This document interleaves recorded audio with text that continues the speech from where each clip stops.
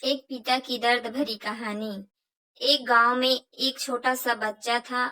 उसके पिता तो थे लेकिन माँ की मृत्यु हो गई थी। पिता सारा दिन काम करता और अपने बेटे को पाल पोस कर बड़ा करता है। वह सारे सुख अपने बेटे को देता है जो एक माँ दे सकती थी। उस पिता ने कभी कुछ नहीं मांगा, सिर्फ इतना ही मांगा कि मेरे बेटे को कोई परेशानी ना हो। दिन बीतते गए, बेटा पढ़ लिख कर अच्छा जॉब भी करने लगता है और वह शहर में रहने लगता है।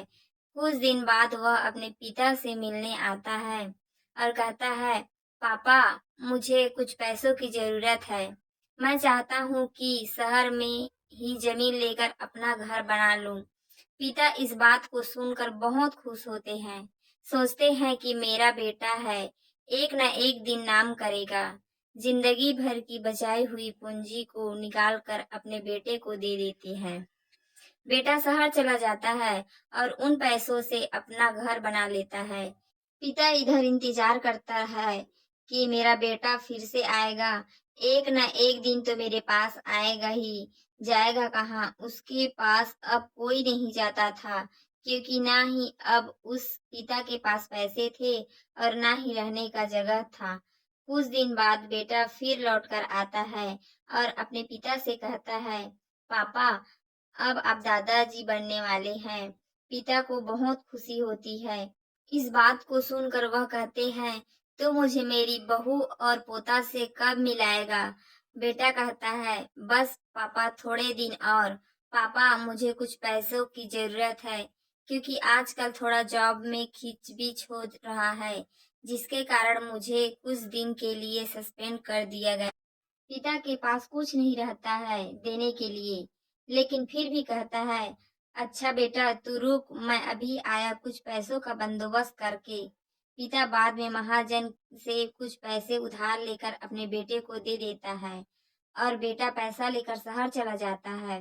बरसों गुजर जाते हैं। पिता सोचते हैं कि मैं तो अब दादाजी बन गया होऊंगा।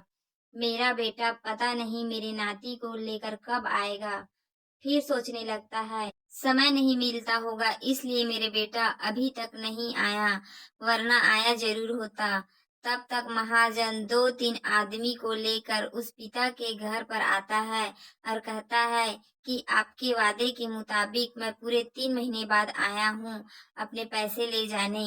पिता कहते हैं, मेरे पास पैसा नहीं है देने के लिए।